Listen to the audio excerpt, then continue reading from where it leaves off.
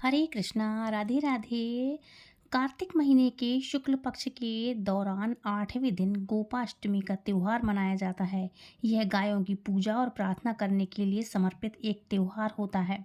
इस दिन लोग गाय माता का गोधन बोलते हैं, जिसको हम गाय माता की पूजा करते हैं, गौ माता को श्रद्धांजलि अर्पित करते हैं और गायों के प्रति कृतज्ञता और सम्मान प्रदर्शित करते हैं, जिन्हें जीवन देने वाला माना जाता है। हिंदू संस्कृति में गायों को गौ माता कहा जाता है और उनकी देवी उन देवी की तरह उनको पूजा जाता है। उनके बछड़ों की, गायों की पूजा की जाती है, प्रार्थनाएं की जाती हैं, यज्ञ अनुष्ठान किए जाते हैं और गोवत्स द्वादशी के त्योहार के समान है, जो कि महाराष्ट्र राज्य में मनाया जाता है, यूपी में मनाया जाता है और वृंदावन में तो जोरों शोरों से बहुत ही धूमधाम से त्यौहार मनाया जाता है, क्योंकि हमारे भगवान श्री कृष्ण स्वयं गौ माता के रक्षक थे, उनकी सेवा की है, गौचारण लीलाएं की हैं। गौ माता की चराने के लिए जब छोटी सी उम्र में वो गए थे, तो ये बहुत प्यारी प्यारी छोटी छोटी सी लीलाएं हैं, इसलिए वहाँ तो इस पर्व को बहुत ही धूमधाम से मनाया जाता है। गायों को हिंदू धर्म और संस्कृति की आत्मा माना जाता है, उन्हें शुद्ध माना जाता है और हिंदू देवताओं की तरह उनकी पूजा भी की जाती है। हिंदू पौराणिक कथाओं के अनुसार ऐसा माना जाता है कि कई देवियां और देवता एक गाय के अंदर निवास करते हैं और इसलिए गाय हिंदू धर्म में एक विशेष महत्व रखती है। गाय को आध्यात्मिक और दिव्य गुणों का स्वामी माना जाता है और यह देवी पृथ्वी का एक और रूप है। मतलब पृथ्वी देवी जो हैं वही गाय का रूप है और गौ माता ही पृथ्वी देवी का रूप है। हिंदू मान्यताओं के अनुसार गोपाष्टमी की पूर्व संध्या पर गाय की पूजा करने वाले व्यक्तियों को एक खुशहाल जीवन और अच्छे भाग्य का आशीर्वाद मिलता है। यह भक्तों को उनकी इच्छाओं को पूरा करने में भी मदद करती हैं। माँ गोपाष्टमी की कथा क्या है, गौ माता की कथा क्या है?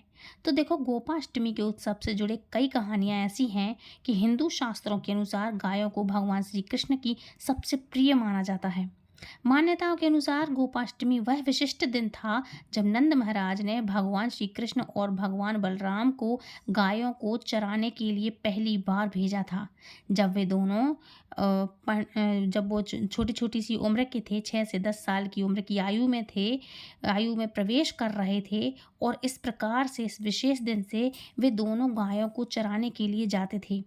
पौराणिक कथाओं के अनुसार ऐसा माना जाता है कि भगवान इंद्र ने अपने अहंकार के कारण वृंदावन के सभी लोगों को अपनी शक्ति का प्रदर्शन करना चाहते थे, इसलिए उन्होंने ब्रज में पूरे क्षेत्र में बाढ़ लाने का फैसला किया ताकि लोग उनके सामने झुक जाएं और इसलिए वहां 7 दिन तक बारिश हुई। भगवान श्री कृष्ण को एहसास हुआ कि क्षेत्र और लोग खतरे में हैं, अतः उन्हें बचाने के लिए उन्होंने सभी प्राणियों को आश्रय देने के लिए गोवर्धन पर्वत को अपनी छोटी सी उंगली, जिसको कनिष्ठिका उंगली कहते हैं, उस पर उठा लिया। 8वें दिन भगवान इंद्र को उनकी गलती का एहसास हुआ और बारिश बंद हो गई। उन्होंने भगवान श्री कृष्ण से क्षमा मांगी। भगवान इंद्र और भगवान श्री कृष्ण पर सुरभि गाय ने दूध की वर्षा की और भगवान श्री कृष्ण को गोविंद घोषित किया, जिसका मतलब है गायों का भगवान। यह 8वां दिन था जिसे अष्टमी कहा जाता है। वह विशेष दिन गोपाष्टमी के रूप में भी मनाया जाता है। इसकी बहुत सारी कहानियां हैं, मैं आपको अभी सुना रही हूँ। अच्छा, ये उत्सव होता क्या है? गोपाष्टमी की पूर्व संध्या पर भक्त सुबह जल्दी उठते हैं, गायों को साफ करते हैं, स्नान करवाते हैं और यह हिंदू अनुष्ठान इस दिन बछड़े और गायों की एक साथ पूजा और प्रार्थना करने का दिन होता है। पानी, चावल, कपड़े, इत्र, गुड़, रंगोली, फूल, मिठाई और अगरबत्ती के साथ गायों की आज के दिन पूजा की जाती है। विभिन्न स्थानों पर पुजारियों द्वारा गोपाष्टमी के लिए विशिष्ट पूजा भी की जाती है। कहते हैं भगवान श्री कृष्ण भी आज के दिन इनकी पूजा करते हैं। भगवान के विवाह के पश्चात भी भगवान श्री कृष्ण गायों की सेवा करते रहे, पूजा करते रहे, अपनी पटरानियों के साथ भी पूजा सेवा करते रहे और आज के दिन इनको रंगोलियों सजाई जाती हैं, इनके सींगों को सजाया जाता है, रंग बिरंगे कलर से सजाया जाता है, कलर पर उनकी थाप बना करके उनको छोड़ा जाता है। इनके बछड़ों को, गौ माता को, गायों को, सबको हरा चारा खिलाना चाहिए आज के दिन, इसलिए ये बहुत ही दिन बड़ा ही श्रेष्ठ माना जाता है। पौराणिक कथा के अनुसार जब भगवान श्री कृष्ण 6 वर्ष के थे, जब उन्होंने माता यशोदा से कहा, माँ अब मैं बड़ा हो गया हूँ, इसलिए अब मैं बछड़े के साथ गायों को भी चराने जाऊँगा। तब मैया यशोदा ने कहा कि इसके लिए तुम अपने बाबा से बात करो। बाल गोपाल तुरंत नंद बाबा के पास गए और गाय चराने को कहा, लेकिन नंद बाबा ने मना कर दिया कि तुम अभी काफी छोटे हो, अभी केवल बछड़ों को ही चराओ। लेकिन बाल गोपाल अड़े रहे। तब नंद बाबा ने कहा कि जाओ पंडित जी को बुला लाओ। बाल गोपाल जल्दी जल्दी भागे भागे गए और पंडित जी को बुला लाए। पंडित जी ने पंचांग देखा और उंगलियों पर गणना करने लगे। काफी देर तक जब पंडित जी ने कुछ नहीं कहा, तब नंद बाबा बोले, आखिर क्या हुआ, क्या हुआ, क्या कर रहे हैं पंडित जी? तब पंडित जी काफी देर से कुछ बोल नहीं पा रहे थे। पंडित जी बोले, गायों को चराने का मुहूर्त आज ही बन रहा है, इसके बाद पूरे साल तक कोई मुहूर्त नहीं है। पंडित जी की बात सुनकर गोपाल तुरंत गायों को चराने के लिए निकल पड़े। बाल गोपाल ने जिस दिन से गायों को चराना शुरू कर दिया था, उस दिन कार्तिक मास के शुक्ल पक्ष की अष्टमी तिथि थी। इसलिए पूरे ब्रज में इस दिन गोपाष्टमी का व्रत मनाया जाता है और गौवंश की पूजा की जाती है। गोपाष्टमी को लेकर एक अन्य कथा यह भी मिलती है कि कार्तिक मास की प्रतिपदा तिथि से लेकर सप्तमी तिथि पर भगवान श्री कृष्ण ने गौ, बछड़े और अन्य जानवर समेत पूरे ब्रजवासियों की रक्षा की थी। जो मैंने अभी आपको बताया कि उंगली पर गोवर्धन पर्वत उठाया था, इसलिए सभी गायों ने उनके लिए दूध से उनका अभिषेक किया था। इसलिए इस दिन को बोलते हैं गोपाष्टमी। गोपाष्टमी 2025 में कब है? तो दिन गुरुवार रहेगा। 2025 30 अक्टूबर को ये पर्व मनाया जाएगा। इस दिन का शुभ मुहूर्त अष्टमी तिथि का आरंभ होगा 30 अक्टूबर 2025 को सुबह 9:23 से और अष्टमी तिथि का समापन 31 अक्टूबर 2025 को सुबह 6:30 पर होगा। इस दिन भगवान श्री कृष्ण और गौ माता की पूजा की जाती है और उनके महत्व को आज के दिन याद किया जाता है, क्योंकि माता गौ ऐसी हैं जिनका हम दूध पी करके बड़े हुए हैं। इसलिए कहते हैं गौ हत्या बंद करो, गौ माता की रक्षा करो। गोपाष्टमी 2025 की संपूर्ण जानकारी के लिए आज की तिथि 30 अक्टूबर 2025 को होगी। अष्टमी तिथि का आरंभ 30 अक्टूबर 2025 को सुबह 9:23 पर होगा और इसकी समाप्ति 31 अक्टूबर 2025 को सुबह 6:30 पर होगी। इसकी पौराणिक कथा तो यही है कि आज की इनकी गौचरण लीला हुई थी, क्योंकि भगवान श्री कृष्ण बिल्कुल भी नहीं चाहते थे कि अब मैं गौं चराने में देरी करूं। इसलिए भगवान श्री कृष्ण ने मैया यशोदा को खूब मनाया और इसके बाद जब मैया यशोदा ने इनको तैयारी करी, तब इनके लिए जब भगवान श्री कृष्ण के लिए भी तैयारी करी, तो गौ माता के लिए जब चलने के लिए बोला और जब भगवान श्री कृष्ण तैयार हुए, तो मैया ने उनके लिए छोटी छोटी जूतियाँ ला दी कि आप ये पहने, उसके बाद गौं चराने जाएँ। भगवान श्री कृष्ण ने गौओं के लिए लड़ गए कि मैं जब उन्होंने जूतियाँ नहीं पहनी है तो मैं कैसे पहनूं मैया। तो भगवान श्री कृष्ण ने ना बिना कुछ पहने हुए नंगे पांव अपनी गौओं की सेवा करी, उनको चराने गए।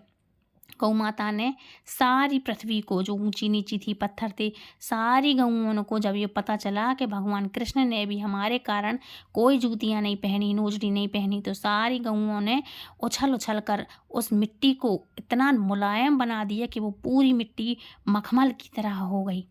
इसलिए कहते हैं कि वहाँ की मिट्टी, वहाँ की रजरानी इतनी नरम है, ऐसा लगता है वेलवेट हो, मखमल रेशम जैसी है वहाँ की मिट्टी।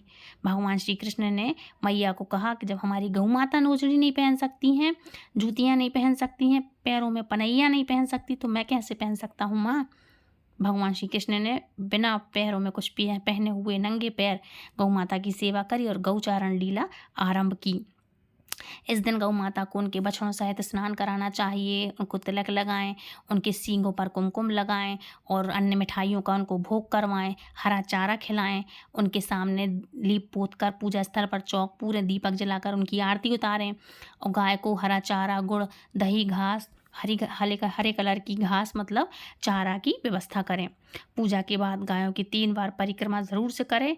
ये बहुत ही सम्मान होता है और विदा करें गौ माता को अच्छे से सम्मान सहित। आप चाहें तो उनके ऊपर चुनरी भी उड़वा सकते हैं। घर में गाय न होने पर गौशाला जा कर के गायों की सेवा आप चाहें तो कर सकते हैं और आप जाएं तो आप चारे की व्यवस्था कर सकते हैं। वहाँ पर कुछ पैसे दे के आ सकते हैं कि भाई आपकी तरफ से चारा इत्यादि उनके लिए उपलब्ध करा दिया जाए, या आप खुद स्वयं जा कर के हरे चारे की, घास की व्यवस्था कर सकते हैं। तो इस तरह से आप लोग गायों की सेवा कर सकते हैं। गायों को इसी दिन रोटियां भी आज के दिन खिला सकते हैं, है ना। उनको घास, गुड़, इन चीज़ों की आप व्यवस्था करवा सकते हैं। पशु पालन में आप उनकी 1 महीने की, 2 महीने की, जितना आपके सामर्थ्य हो उस हिसाब से आप उनकी सेवा कर सकते हैं, है ना। अच्छा, आज के दिन काफ़ी सारे लोग व्रत भी रखते हैं, आप चाहें तो व्रत रख सकते हैं। और अगर आप चाहते हैं कि गाय को रोटी देते समय मंत्र कौन सा बोलना चाहिए जिससे हमें जल्दी से जल्दी बेनिफिट और अच्छे परिणाम मिले, तो देखो, गाय को रोटी देते समय आप चाहें तो गौ माता का कौन सा मंत्र है जो बोल सकते हैं। तो देखो, आप उनका मंत्र बोल सकते हैं गौ माता का, या ओम धेनु रूपाय नमः। आप माँ को जब गौ माता को जब रोटी देंगे ना, तो इस मंत्र का बोल सकते हैं, आप जाप करते हुए रोटी दें। इसके अलावा आप ओम सर्वदेवमयी देवी लोकानाम शुंभ नंदिनी मंत्र, इस मंत्र का जाप कर सकते हैं। ये जाप नहीं करना आपको, रोटी देते समय आप इसका जाप करें, ये शुभ माना जाता है। इसको बोलते हैं मनोकामना मंत्र। आप इस मंत्र को देते हुए, उच्चारण करते हुए उनको रोटी देंगे ना, तो आपके सभी संकट कटेंगे। कहते हैं जितने भी देवी देवता थे, एक समय ऐसा था कि ताड़कासुर ने जब युद्ध रचा था ना, सब कुछ छीन लिया था सभी देवताओं का, सारे देवी देवता जा कर के माता गौ के उदर में स्थित हुए थे, वहाँ शरण ली थी। इसलिए अगर आप गौ माता की 3 परिक्रमा करते हैं, समझ लो आपने ब्रह्मांड की परिक्रमा कर ली। संपूर्ण देवी देवता गौ माता के उदर में स्थित हैं, इसलिए उनकी परिक्रमा करो, उनकी सेवा करो। माता गौ की जो सेवा करता है, उनको दूध, उनको चारा पानी की व्यवस्था करता है, आपके सारे संकट यूं ही टल जाते हैं। उनके साथ दुर्व्यवहार ना करें, उनको मारें नहीं, सताएं नहीं, पनिया ना खिलाएं। कई लोग कुछ भी खिला दे रहे हैं, उनके साथ गलत व्यवहार ना करें। गौ माता ही हैं जो मरने के पश्चात अपनी पूंछ पकड़वा कर हमें बैतरणी नदी पार करवाती हैं, ये गरुड़ पुराण में लिखा है। इसलिए इनकी सेवा करें। जहाँ तक हो, अगर आपके यहाँ व्यवस्था हो तो आप पाल सकते हैं गौ माता को। अगर आप नहीं पाल सकते, आपके यहाँ व्यवस्था नहीं है, तो आप गौशाला में दे करके उनके लिए उनके खाने की, भोजन की व्यवस्था कर सकते हैं। रुकने ठहरने के लिए उनके सर पे छत छप्पर डलवा सकते हैं, उनकी सेवा करें। एक गौ माता ही ऐसी हैं, जब सांस लेती हैं तो कार्बन डाइऑक्साइड छोड़ती हैं, सांस लेती भी हैं और वो छोड़ती भी हैं कार्बन डाइऑक्साइड, सॉरी ऑक्सीजन मैं बोल रही हूँ, कार्बन डाइऑक्साइड हम छोड़ते हैं, लेकिन एक गौ माता ही ऐसी हैं जो ऑक्सीजन छोड़ती हैं। ये मैं नहीं कह रही, ये साइंस कहता है, आप कहीं भी पता कर सकते हैं। जब गौ माता सांस लेती हैं तो सांस तो लेती हैं, ऑक्सीजन लेती हैं, लेकिन बदले में भी वो ऑक्सीजन छोड़ती हैं। उसी तरह से पीपल का पेड़ भी है, इसलिए मान्यता ये है कि कहा जाता है कि खूब पीपल की पेड़ को लगाएं, जहाँ तक हो पेड़ों को लगाएं। अभी कोविड में सबको पता चल गया एक एक सांस की कीमत कितनी होती है, इसलिए बोलते हैं बड़े बुजुर्ग साधु संत क्यों बोलते हैं गऊओं की सेवा करो, पेड़ पौधे लगाओ, क्योंकि इससे वातावरण शुद्ध होता है और इससे हमारी ही जनधन की हानि भी नहीं होगी, जनधन की हानि से हम बचेंगे। ये हमारे भारत देश का धन है, गौरवशाली इतिहास है, गौरव है हमारे भारत देश का। गौ माता हमारे देश में पूजनीय है और सबसे बड़ा निर्यात ही भारत से हो रहा है विदेशों में गौ माता को, इसलिए गौ माता को ज़रूर से बचाएं। तो फ्रेंड्स, ये छोटी छोटी सी जो कथाएँ हैं, कहानियाँ हैं, आई होप आज आपको वीडियो पसंद आया होगा।